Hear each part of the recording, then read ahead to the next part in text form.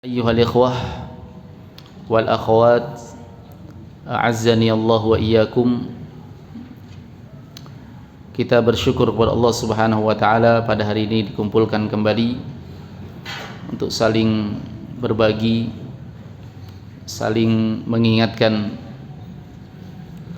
saling wasiat mewasiati di atas kebaikan dan kesabaran.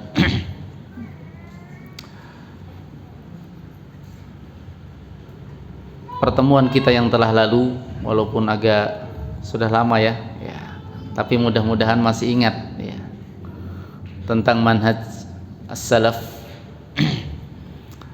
Kita sudah mengetahui sekilas apa itu manhaj as-salaf, yaitu cara beragama dengan benar.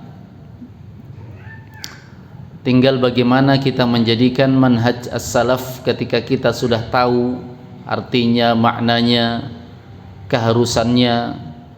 Bagaimana kita tinggal merealisasikan, menjadikan hal tersebut sebagai jalan hidup kita, bukan hanya dalam berakidah saja, tetapi dalam berakhlak, di dalam muamalah, di dalam ibadah, dan segala bentuk aspek kehidupan kita.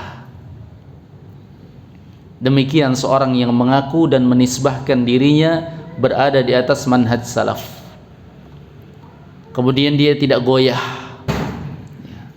tidak terombang-ambing gara-gara banyaknya fitnah, banyaknya syubhat. Dia tegar di atasnya. Dia jaga ketika dia berada di atas keyakinan bahwasanya dia berada di atas jalan yang benar, dia kokoh di atasnya. Lihat para ulama dalam menjaga manhaj mereka. Imam Malik rahimahullah ta'ala didatangi seorang, ditantang, "Ya Imam, inni ukhasimuk." Wahai Imam, saya mau debat kamu. Ya, sekarang kan lagi marak-maraknya debat nih di YouTube nih. Dan ada aja waktu antum itu kadang untuk mengomentari, ikut-ikut debat gitu. Ya. Sosok ulama selevel Imam Malik saja, ketika diajak untuk debat, beliau berkata kepada orang yang mau mendebat dia, "In ghalabtuka," kalau saya bisa kalahkan kamu, apa yang akan terjadi? Saya kalahkan kamu kalau debat. Maka orang ini berkata, "Ittaba'tuka," ya saya ikut kamu. Maka kata Imam Malik, "Wa in ghalabtani," kalau kamu yang kalahkan saya. Orang ini berkata, "Ittaba'tani," kamu yang ikut saya. Kata Imam Malik, "In ja'a akhar fa ghalabana," ya. Kalau datang orang lain, orang yang ketiga, kemudian mendebat kita, kita yang kalah. Kita tadi sudah saling ikut-ikutan ya. Kita kalah di debat sama orang yang ketiga. Apa yang harus kita lakukan? Ya. Ittaba'nahu, kita ikuti dia. Maka kata Imam Malik rahimahullah ta'ala, "Ana ala bayyinati min dini." Aku sudah berada di atas kejelasan terhadap agamaku. Jadi antum kalau sudah berada di atas manhaj yang lurus, jelas ini jalan yang benar, nggak usah tengok kanan, nggak usah tengok kiri, apalagi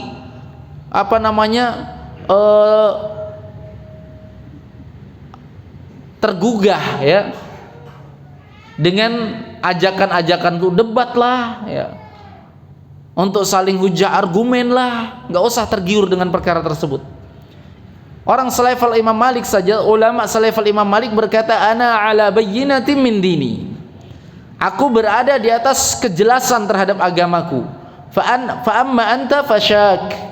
Adapun kamu orang yang ragu nggak? Kalau saya kalah saya ikut kamu. Kamu kalah kamu ikut saya. Datang orang lain kalahkan kita ikut dia lagi. Ya. Ini orang yang nggak punya kejelasan dalam agama, pelin-pelan ya kan, nggak jelas dalam agamanya, orang yang masih dalam kebingungan. Makanya Imam Malik berkata, fa amma anta fasyak, Kamu orang ragu, fadhhab ila syakin mithlik fakhasimhu. Kamu datangi juga orang yang sama-sama ragu kayak kamu, ya. Baru kamu debat dia. Nggak usah debat orang yang sudah yakin. Ya. Seorang yang sudah mengenal manhaj yang lurus, agama yang lurus, cara beragamanya sudah jelas, ngapain lagi sibuk-sibuk ngurusi, ya, orang yang diracuni dengan syubhat. Ini para ulama yang menjaga agamanya. Imam Ayyub As-Sikhtiyani rahimahullah ta'ala datang kepadanya seorang dari ahlul ahwa, pengikut hawa nafsu, ahlul bid'ah. Orang ini berkata, ya Imam, as'aluk an kalimah. Saya mau bertanya kepada engkau satu kalimat. Ini konteksnya bertanya lagi. Biasanya orang bertanya karena tidak tahu, tapi Imam Ayyub tahu ini orang bertanya bukan untuk karena tidak tahu, mau mancing debat ini, ya. Kan ada orang model bertanyanya model mancing debat aja, mau ngetes ustadz, ya. Makanya jangan salahkan ustadz, ikhwah, kalau 10 pertanyaan yang masuk cuma 3 yang dijawab, karena kadang seorang ustadz tahu, wah ini mancing aja nih. Karena di Malang ada lagi gini-gini, sesama ikhwah dipancing-pancing supaya ustadznya membela salah satunya, ya kan, ya. Lebih baik ditinggalkan pertanyaan seperti itu. Datang ahlul ahwa kepada Imam Ayyub, ya Imam, as'aluka an kalimah, saya mau tanya satu kalimat. Maka kata Imam Ayyub As-Sikhtiyani rahimahullah ta'ala, wala nisfal kalimah, walaupun setengah nggak boleh. Saking menjaganya. Ini kalau orang sudah berada di atas apa? Jalan yang lurus, jelas sudah, ngapain lagi sibuk, ya, dengan perkara-perkara yang bisa memancing kita kepada perkara yang meragukan agama kita. Ingat ikhwah, syaitan itu jalurnya banyak, ya. Dan jalur yang paling banyak menggelincirkan manusia dari kebenaran adalah jalur syubhat. Kalau syahwat masih terang jelas, ya. Syahwat itu perkara yang jelas, itu adalah perkara yang keji, salah. Tapi kadang karena bujukan hawa nafsu terikut juga manusia, ya. Tapi kalau syubhat perkara yang samar. Lihat ya syaitan, kadang syaitan datang kepada seorang, disebutkan dalam sebuah hadis, ya, ja'a syaitan min hayati ahadikum, datang syaitan berupa berbentuk salah seorang di antara kalian, jadi manusia. Faqal, maka dia berkata, man khalaqas sama, siapa yang ciptakan langit? Orang ini akan menjawab apa? Allah. Syaitan nggak tanya langsung poinnya, enggak, tapi pakai apa? Pakai jalur. Nah ini namanya pancingan, ini paling banyak di Facebook ini. Seorang sudah berada di atas manhaj yang lurus dipancing untuk debat, ya, dipancing, ya. Syaitan begitu memang jalurnya, dipancing. Man khalaqas sama, siapa yang ciptakan langit? Oh, gampang jawabannya, anak SD tahu, Allah. Man khalaqal ard, siapa yang ciptakan bumi? Allah. Man khalaqal jibal, siapa yang ciptakan gunung? Allah. Man khalaqal bahar, siapa yang ciptakan lautan? Allah. Man khalaqal bar, siapa yang ciptakan daratan? Allah. Man khalaqallah. Sudah terbawa ini, siapa yang ciptakan Allah? Masa enggak jawab? Yang lalu-lalu aja dijawab, ya. Coba lihat bagaimana perangkap syaitan, ya.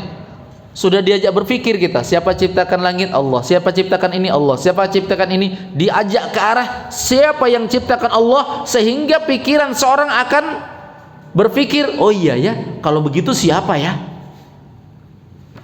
Hebatnya syaitan itu. Makanya seorang mau melawan syubhat apa? Mau melawan syubhat dengan apa?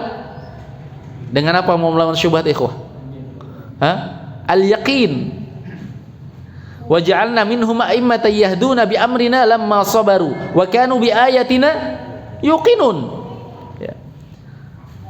Perangkap syaitan ada 2, syahwat dan syubhat. Dua-duanya disebutkan dalam ayat ini cara menangkalnya. Wa ja'alna minhum a'immatan yahduna bi amrina lamma sabaru. Dan kami jadikan mereka pimpinan-pimpinan yang bisa menjadikan, yang bisa dijadikan teladan, panutan Kapan? Lamma sabaru, ketika mereka bersabar. Kata para ulama, ini senjata untuk menghadapi tipuan syaitan dalam bentuk syahwat dengan sabar. Ya. Ada wanita sabar. Ya. Tapi saya belum nikah Ustaz, harus sabar. Nggak ada jalan lain. Ya. Karena ini satu-satunya senjata yang bisa menangkal syahwat. Wa kanu bi ayatina yuqinun, dan mereka terhadap ayat-ayat kami yakin. Kata para ulama, yakin senjata untuk menangkal syubhat. Antum sudah yakin belum? Ya. Kalau yakin, nggak usah diurus syubhat-syubhat, tinggalkan. Ya. Makanya kata Nabi SAW ketika sudah sampai jenjang tadi pertanyaan man khalaqallah, siapa yang menciptakan Allah, falyantahi, stop, nggak usah dilanjutkan, nggak usah dijawab. Nggak usah dijawab. Kalaupun kita mau jawab, biasanya kan yang muncul emosi, jengkel, ini orang ngapain lagi tanya-tanya begituan. Nggak usah dijawab, kata Nabi. Itu hanya memancing saja, memancing emosi kita, kejengkelan kita, amarah kita. Kalau seorang sudah dikuasai dengan marah, dengan emosi, dengan kejengkelan, hilang ilmiahnya. Ya enggak? Makanya ini pancingan-pancingan begini, para guru, para pengajar, para ustadz harus berhati-hati. Kenapa? Biasa dipancing duluan, bikin ustadznya jengkel. Kalau jengkel, hilang ilmiahnya. Biar dihafal Al-Quran, nggak keluar Al-Qurannya itu. Biar dihafal banyak hadis. Kalau sudah kejengkelan, emosi, nggak ada ilmiahnya, hilang ilmiahnya. Makanya cara yang pertama, falyantahi, stop, kata Nabi. Wal yasta'id billah, berlindung kepada Allah.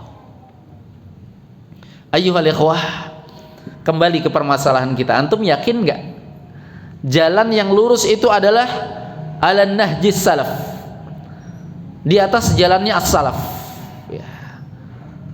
Jadikan ini pegangan utama, jangan goyah. Ya. Jadikan pegangan di dalam melakukan seluruh gerak-gerik dalam kehidupan Anda, dalam urusan agama tentunya. Ya kan? Sekarang ini lagi di antara salaf sendiri lagi banyak sananya, banyak sininya, banyak cekcoknya. Sebenarnya jalan pintas atau jalan untuk menyatukannya itu adalah kembali saja kepada jalan salaf yang sebenarnya. Jadikan dia patokan kehidupan. Bagaimana cara bersaudara? Coba kita berikan contoh ya. Kita kan mau bermanhaj salaf. Bagaimana bermanhaj salaf? Para salaf dalam mencontohkan persaudaraan, kita berikan contoh. Ya. Kalau antum mau tahu kekuatnya persaudaraan di kalangan para as-salaf, lihat ketika awal pertemuan dua kelompok besar dari golongan para sahabat yang namanya langsung disebut dalam Al-Quran. Yang pertama Al-Muhajirun, yang kedua Al-Ansar. Ya. Awal pertemuan mereka adalah ketika datangnya orang-orang Muhajirin, itu awal penamaan di situ juga. Kenapa disebut Al-Muhajirin? Karena mereka orang yang berhijrah, meninggalkan kampungnya. Kenapa dinamakan orang-orang Ansor? Ansor artinya penolong, karena mereka orang yang siap menerima. Nabi ada di tengah-tengah mereka. Datang orang-orang Muhajirin, mereka meninggalkan harta, mereka meninggalkan keluarga-keluarga yang gak mau masuk Islam. Mereka tidak punya bekal, mereka tidak punya kenalan. Ya, kalau punya kenalan masih enak. Ya. Seperti saya ke Malang masih punya kenalan, banyak lagi kenalan saya. Kita dikenalkan dengan manhaj, ya enggak? Ya, enggak punya hubungan darah kita. Ya, ya hubungan darah jauh sih ada, sama-sama cucunya Adam. Enggak ada. Tapi perkenalannya luar biasa ya. Tapi belum ada apa-apanya kalau kita melirik kepada contoh salaf yang sebenarnya dari kalangan Muhajirin dan Ansor. Ya. Mereka nggak ada kenalan sama sekali, nggak ada kenalan. Kira-kira kalau nggak punya bekal, nggak punya harta, nggak punya makanan, datang ke negeri yang di situ nggak punya kenalan, kira-kira pusing nggak itu? Pusing ya? Ya. Kalau zaman sekarang nggak bawa ATM, nggak ada isinya dompet, nah, gimana tuh kira-kira? Antum tahu kehebatan persaudaraan di waktu itu? Nabi mempersaudarakan. Pertama yang dilakukan oleh Nabi adalah mempersaudarakan. Kata Nabi, masing-masing satu orang muhajirin mengambil satu orang ansor, kemudian mereka saling bercengkrama, saling bersaudara. Antum tahu kehebatan persaudaraannya? Jangan cuma ngaku-ngaku bermanhaj salaf, nggak mencontoh cara bersaudaranya para salaf. Ini aja sudah buyar kita. Persaudaraannya, kehebatannya luar biasa.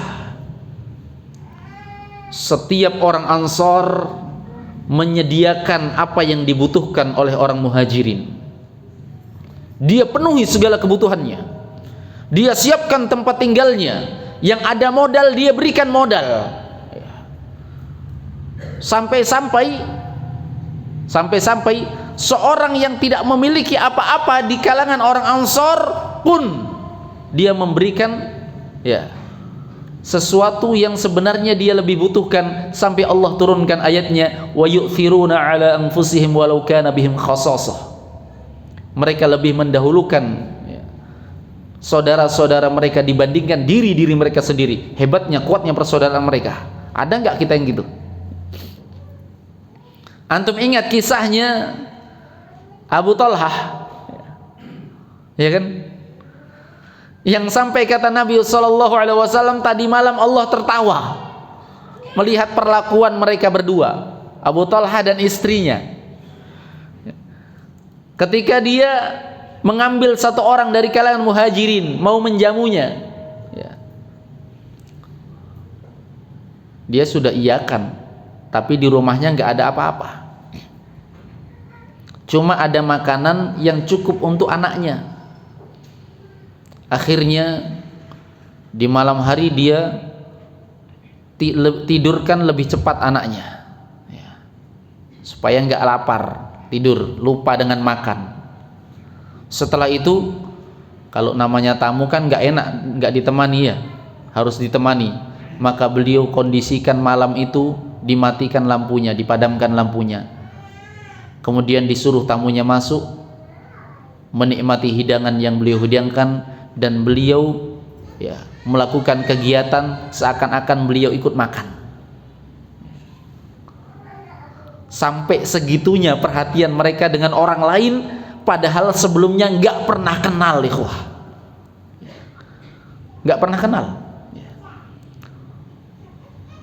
Di paginya Nabi mengatakan, tadi malam Allah tertawa melihat kalian berdua. Luar biasa. Wa yu'thiruna ala anfusihim walau kana bihim khasasah. Mereka lebih mendahulukan saudara mereka daripada mereka sendiri. Ya enggak? Ini salah satu contoh bagaimana potret salaf di dalam persaudaraan. Kan kalau bicara masalah salaf kan mereka salaf yang pertama. Salaf itu kan artinya orang terdahulu, para sahabat. Kalau dikatakan mereka kan manusia biasa, mereka bersalah juga, mereka terjatuh dalam dosa juga. Iya benar, mereka manusia biasa. Tetapi yang memerintahkan kita untuk mengikuti jejak mereka itu langsung dari wahyu, ya enggak? Sehingga harusnya kita mengikuti cara hidup kita sebagaimana cara hidup mereka. Para sahabat radhiyallahu ta'ala anhum, as-sabiquna al-awwaluna minal muhajirin wal ansar walladzina ittaba'uuhum bi ihsan radhiyallahu anhum wa radu an wa a'adda lahum jannatin tajri tahtaha al-anhar khalidina fiha abada wa dzalikal fawzul 'adzim. Orang-orang yang terdahulu dari kalangan orang-orang muhajirin dan ansar, dan orang-orang yang mengikuti beliau yang mengikuti mereka dengan baik. Kita kan maunya jadi golongan ini. mengikuti mereka dengan baik. Apanya yang diikuti? Yang diikuti manhajnya, cara beragamanya mereka, cara kehidupan mereka di dalam mempraktekkan agama, kan gitu ya. Jangan cuma koar-koarnya aja yang kita salafi ya, di sana bukan salafi ya, seakan-akan salafi itu adalah kelompok ya. Bukan ikhwah. Nah, kapan kita masih mengkelompok-kelompokkan diri dan berbangga-bangga dengan apa yang ada pada kelompok kita, itu berarti kita salah memahami as-salaf. Kenapa? Karena justru kita masuk dalam kata lawan as-salaf, yaitu al-hizb, yang disebutkan dalam firman Allah Jalla wa Ala, kullu hizbin bima ladaihim farihun. Setiap kelompok terhadap apa yang ada pada mereka, mereka berbangga-bangga. Ini loh kelompok kami ya. Nama komunitasnya ini ya, nama lembaganya ini, nama yayasannya ini, kan sudah salah ya. Komunitas, lembaga, yayasan itu kan hanya sarana aja ya, di dalam menjalankan dakwah, bukan untuk berkelompok-kelompok. Salah antum kalau menjadikan hal tersebut berkelompok-kelompok ikhwah. Manhaj itu artinya thariqah, cara, bukan kelompok ya. Al-manhaj itu artinya at-thariqah, cara kita dalam memahami agama. Bagaimana caranya? Mengikuti jalannya mereka ya. Para as-salaf, murid-muridnya Nabi, murid-muridnya Nabi sallallahu alaihi wasallam. Kalau masalah Al-Quran dan Sunnah, ya semuanya mengaku mengikuti Al-Quran dan Sunnah. Tetapi cara faham Al-Quran dan Sunnahnya gimana? Ada yang pakai akal-akalan, disebut ashabur ra'i, pengikutnya pikiran ya, pengikutnya akal ya. Salah. Difahami dengan fahamnya mereka, murid-muridnya Nabi sallallahu alaihi wasallam.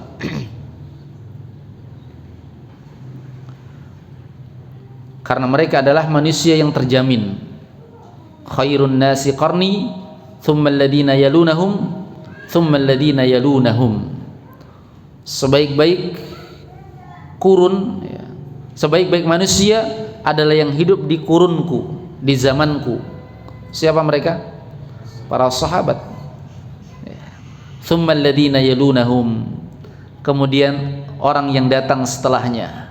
Thumma alladhina yalunahum, kemudian orang yang datang setelahnya. Makanya ini disebut oleh para ulama al-qurunu tsalatsa al-mufaddalah, 3 generasi terbaik. 3 generasi terbaik yang mereka nahjahnya, manhajnya betul-betul sesuai dengan manhajnya Nabi, mengikuti orang-orang sebelum mereka. Ingat ikhwah, bahwasanya bermanhaj dengan manhajnya Nabi ya, dengan cara mengikuti jalannya para sahabat, ini Nabi ingatkan bukan sekali 2 kali.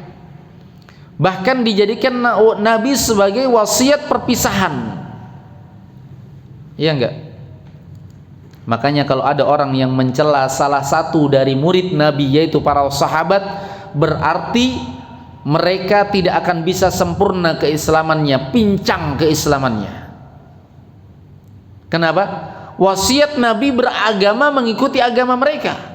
Gimana caranya beragama kalau salah satu pondasi agama, yaitu mengikuti jalan mereka, ditiadakan? Dan jalur utama ikhwah untuk mengikuti mereka para sahabat, yang pertama adalah mencintai dan memuliakan mereka. Ini yang pertama.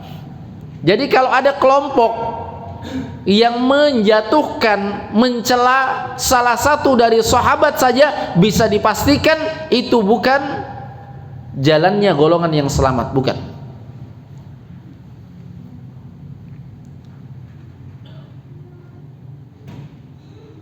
Iya. Para ulama saking menutup celah, jangan sampai kita ada sisi-sisi merendahkan para sahabat, hal-hal yang bersifat kemungkinan saja mereka tutup.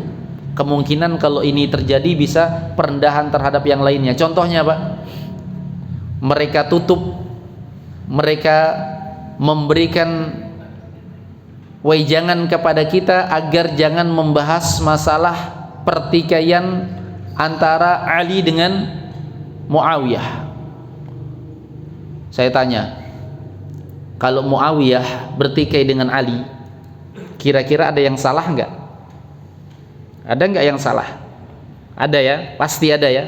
Ya, pasti ada. Enggak mungkin dua kubu bertikai enggak ada yang salah, itu enggak mungkin. Ya, pasti ada yang salah. Nah, tetapi para ulama menutup pembahasan, jangan dibahas-bahas yang begini. Kenapa? Karena kalau kita mencari tahu, ya, mendalami kisahnya, ujung-ujungnya akan menyalahkan salah satunya, ya, menyalahkan hal yang biasa. Tapi tidak semua orang bisa mengelola hatinya kalau menyalahkan tidak terjerumus pada perkara merendahkan. Ya enggak? Padahal menyalahkan tidak harus merendahkan, ikhwah. Tapi dikhawatirkan sebagian orang yang enggak paham, bentuk menyalahkan dijadikan perkara yang merendahkan. Sama enggak menyalahkan dengan merendahkan? Beda kan? Ya. Tapi para ulama menutup ini. Contohnya apa? Ketika antum saya tanya, ya akhi, 1 tambah 1 berapa? 2. Saya jawab 1 tambah 1 4. Hah? Ustadz ini, antum berani salahkan enggak? Hah? Antum berani salahkan enggak? Harus disalahkan. Makanya salah kaidah yang menyebar itu katanya jangan suka menyalahkan. Walaupun berbeda pendapat, jangan suka menyalahkan. Kalau salah gimana enggak disalahkan? Al-haq wahid, kebenaran itu satu. Kalau ada dua yang berselisih, pasti salah satunya salah, salah satunya benar, karena al-haq wahid, kebenaran itu satu. Kalau kamu ingin membahas pembahasan tentang perselisihan di kalangan para ulama tentang perkara yang di situ ada mahallul ijtihadiyah, ya, tempat untuk berijtihad dalam permasalahan furu' cabang agama, maka jangan katakan jangan saling menyalahkan. Ya, tetap harus saling menyalahkan, tapi sampaikan jangan saling merendahkan, ya kan? Jangan merendahkan, bersikap yang baik, tetap menghormati, tetap menghargai, kan begitu ya? Imam Syafi'i menghargai, menghormati Imam Ahmad, Imam Ahmad demikian pula menghormati, menghargai gurunya, ya kan begitu? Demikian pula Imam Malik. Ya, lihat contoh para salaf saling menghormati dalam perkara yang ada mahal ijtihad. Ya. Apakah Imam Ahmad menyalahkan Imam Syafi'i? Ya. Masa enggak menyalahkan dalam kitabnya yang benar dalam pendapat ini adalah pendapat A? Ya. Berarti beliau menganggap pendapat B salah. Kalau menganggap pendapat B salah berarti menyalahkan tidak? Ya menyalahkan. Sama tadi akhi. 1 tambah 1 2, saya bilang 4, jelas saya disalahkan. Ya. Jangan mentang-mentang saya berada di depan, guru, ustadz, antum nggak nyalahkan saya, jelas salah lah. Namanya salah tetap salah kan. Ya. Tapi nggak semua orang bisa faham kalau menyalahkan itu nggak mengharuskan merendahkan. Kebanyakan orang justru menyalahkan sambil merendahkan. Maka ditutup pembahasan seperti ini. Supaya apa? Supaya para sahabat kedudukannya tetap mulia, tetap tinggi, jangan ditinggalkan mereka. Saking menjaganya itu para ulama. Karena apa? Jalan mereka diikuti. Muawiyah dimuliakan, Ali bin Abi Thalib dimuliakan. Ya. Aisyah radhiyallahu taala anha, apalagi istri Nabi sallallahu alaihi wasallam yang pada waktu itu berada di kubunya Muawiyah. Ya. Jangan bahas-bahas itu. Ya. penjagaan para ulama supaya kita memuliakan mereka. Kenapa? Karena ketika seorang memuliakan, baru ittiba'nya, pengikutannya akan sempurna. Ya enggak? Kalau ada antum guru saja sudah antum remehkan, enggak antum muliakan, kira-kira mau dengarkan kajiannya enggak? Ngapain? Tapi kalau antum muliakan, antum akan datangi walaupun jauh. Walaupun jauh. Dikorbankan perkara dunia, antum tinggalkan dulu pekerjaan, datangi. Kenapa? Semakin dalam kecintaannya, semakin dalam bentuk pemuliaannya, maka semakin erat kaitannya, semakin mengikuti. Ya. Sekarang sedalam mana kecintaan antum dengan as-salaf? Seperti itu pula lah bagaimana kehidupan antum di dalam menjadikan kehidupan antum betul-betul di atas manhaj as-salaf. Pesan Nabi di akhir kehidupannya, sampai-sampai ketika itu para sahabat melihat Nabi, wah ini sudah ini ya, kayaknya ini sudah betul-betul, sampai para sahabat berfirasat ini wasiat-wasiat terakhir ini, ya Rasulullah, ka'anna hadhil mau'idhah muwadda', seperti ini sudah wasiat-wasiat perpisahan ya Rasulullah, fa'ausina, beri kami wasiat ya Rasulullah. Maka Nabi sallallahu alaihi wasallam memberikan wasiat, usikum bitaqwallahi azza wajal, aku wasiatkan kalian untuk bertakwa kepada Allah azza wajal, was-sam'i wa ta'ah, mendengar dan taat. Wa in ta'ammara 'alaikum 'abdun habasyi, walaupun yang memerintahkan kalian adalah seorang hamba budak sahaya dari Habasyah.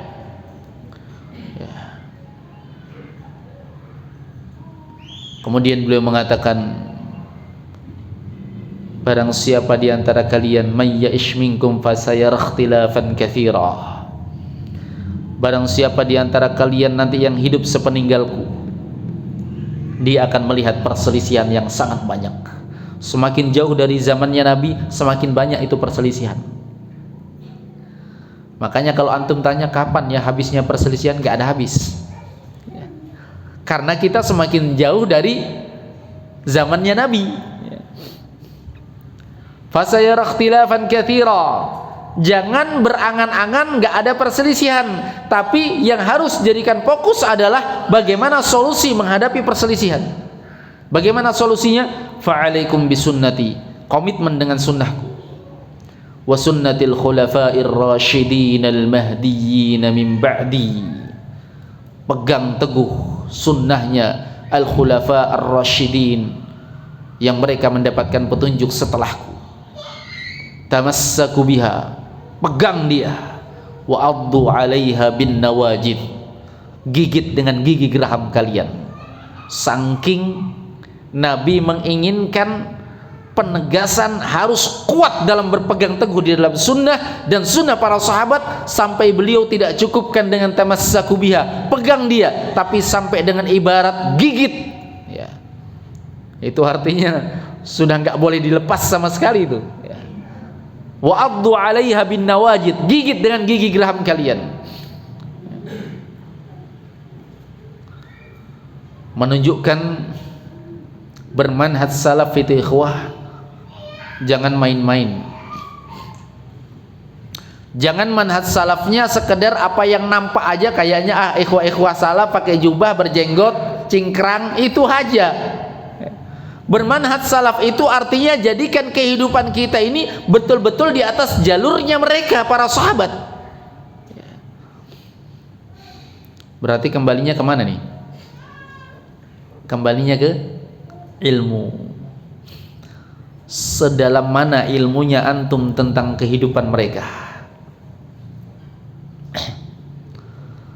Sedalam mana ilmunya antum tentang kehidupan mereka? Kira-kira kalau nggak sering-sering ngaji bisa tahu nggak? Nggak. Kira-kira kalau ngajinya cuma kajian-kajian motivasi seperti ini, kajian-kajian spesial katanya ya.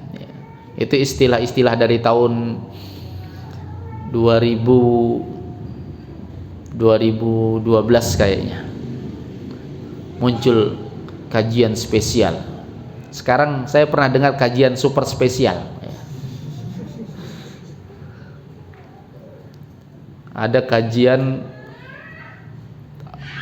beda itu, ceramah umum, tausiah singkat, kajian umum, kajian Islam, kajian spesial, nggak apa-apa, nggak masalah ikhwah, bukan teguran ya, biasa aja pakai nama-nama supaya memancing ikhwah untuk bersemangat ya kan ya, padahal ustadznya sendiri nggak tahu ini saya dispesialkan dari sisi apa ya.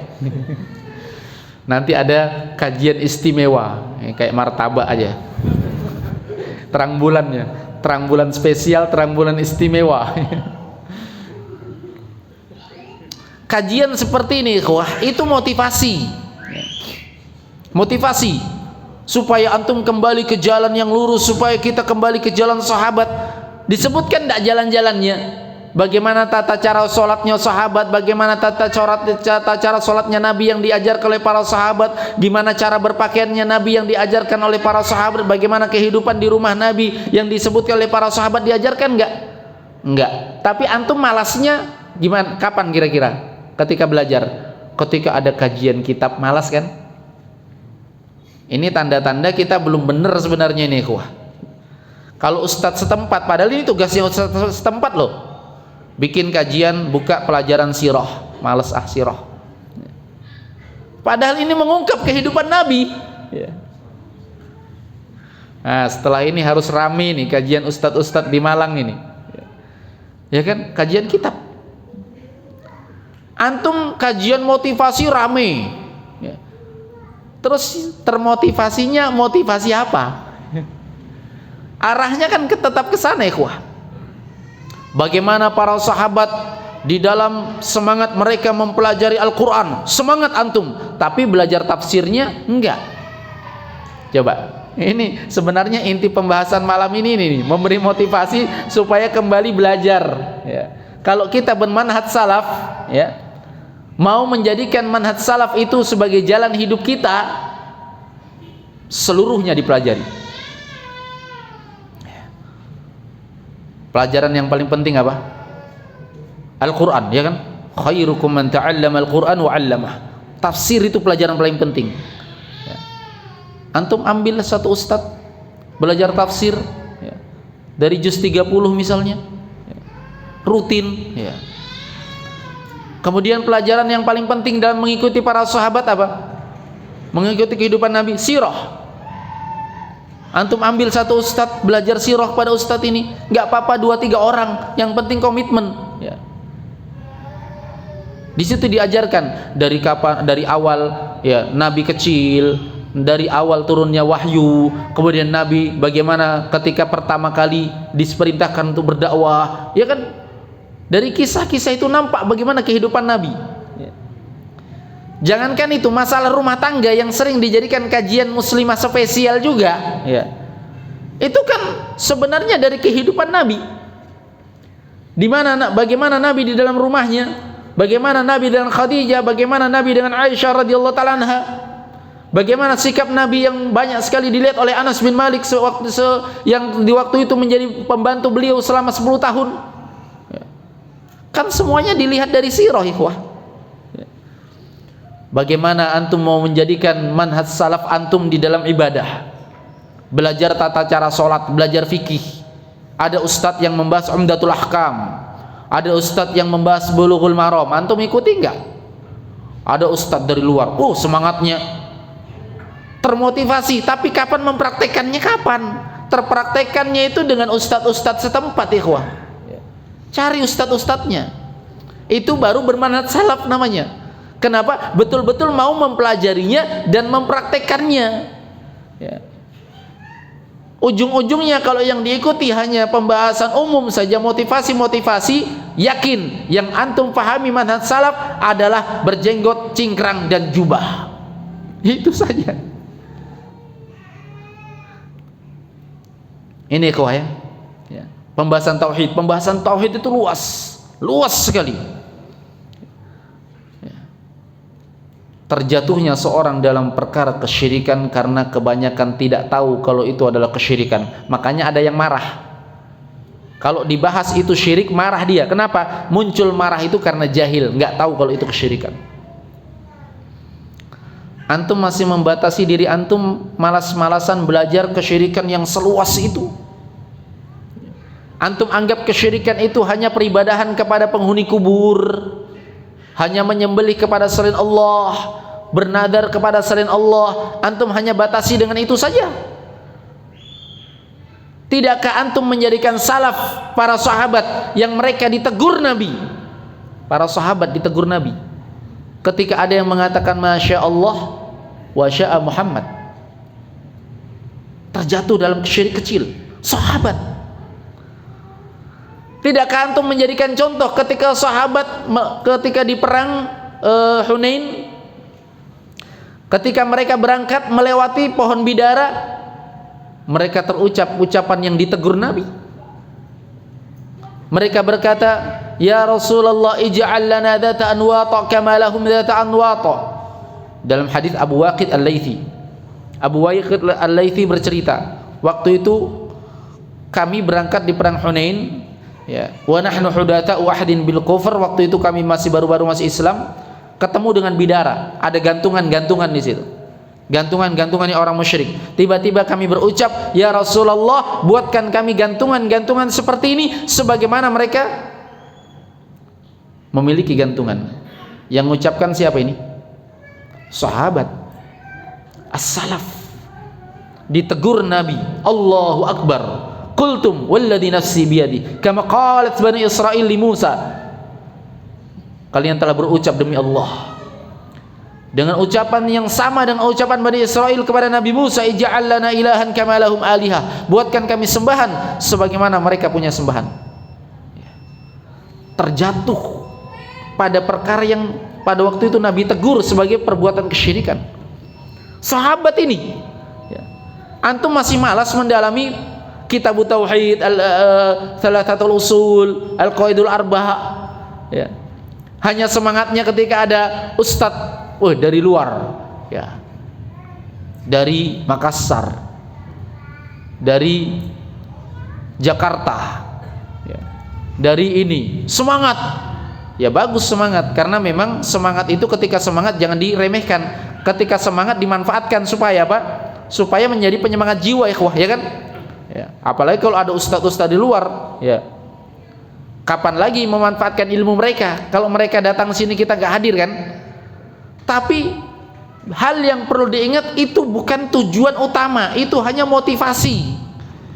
Saya di sini antum harapkan mau ngajarkan kitab tauhid sampai selesai, nggak bakalan. Atau saya di sini antum harapkan ngajar sifatus sholatun Nabi, nggak bakalan. Ya nggak? Kecuali kalau antum buatkan rumah saya di sini. Ya. Ini ikhwah ya.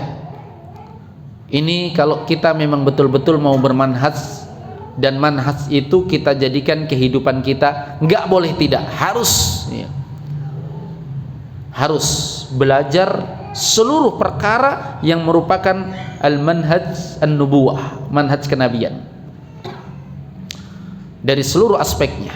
Disinilah kita bisa merealisasikan, mengamalkan, ya, dalam kehidupan kita, menjadikan manhaj dalam perkara akhlaknya, akidahnya, ya, muamalahnya, ibadahnya, seluruhnya kita bisa praktekkan ketika kita apa? Memahami perkara-perkara tersebut. Nah, saya kira cukup, sudah masuk waktu. Mudah-mudahan bermanfaat. Apa yang benar datangnya dari Allah Subhanahu wa taala, dan yang salah itu dari kekurangan diri kami. Kita sama-sama meminta kepada Allah Subhanahu wa taala kekokohan, keteguhan, dan semoga Allah Subhanahu wa taala, ya, mengokohkan kita hingga kita berjumpa dengan Allah Subhanahu wa taala. Sekira cukup. Subhanakallahumma bihamdik, asyhadu an la ilaha illa anta, astaghfiruka wa atubu ilaik. Walhamdulillahirabbil alamin. Assalamualaikum warahmatullahi wabarakatuh.